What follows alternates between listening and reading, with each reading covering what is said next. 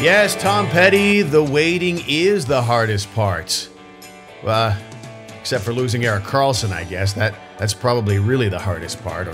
Or maybe even what the Senators get for Erik Karlsson in the deal, that might also be the hardest part. You know what, Tom Petty? I don't think you've thought this through at all. Hi, everyone, and welcome to the first edition of 2 Minute Warning. And I'm pretty excited right out of the gate as we take a look at the world of sports and stuff that I've got my first email already. And it comes to us from Dave. Hey, idiot, don't you know there's no E in the word warning?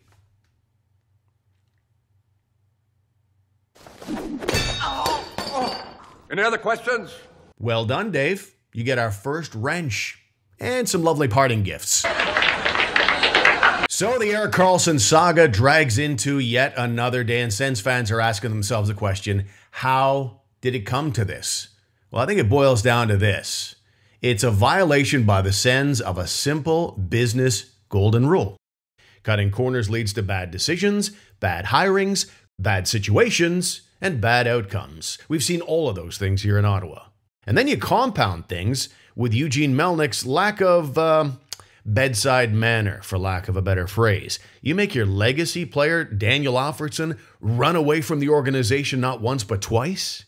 You rain on the NHL's 100th anniversary parade by threatening to your fans that you might move the team.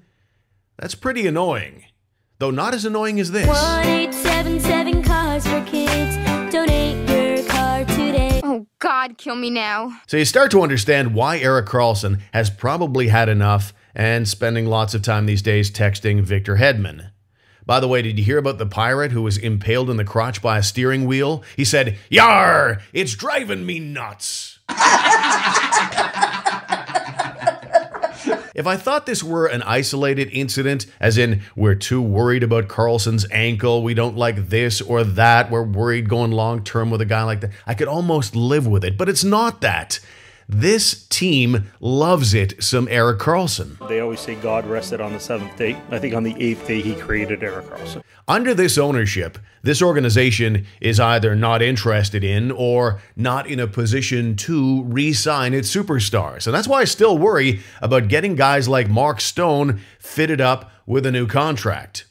Meanwhile, I still would submit there are still a lot of good young pieces on this team as we continue to await the Erik Karlsson trade. Sens fans are hoping for a future superstar in that deal. Whether they're able to hang on to that future superstar long term, that remains to be seen.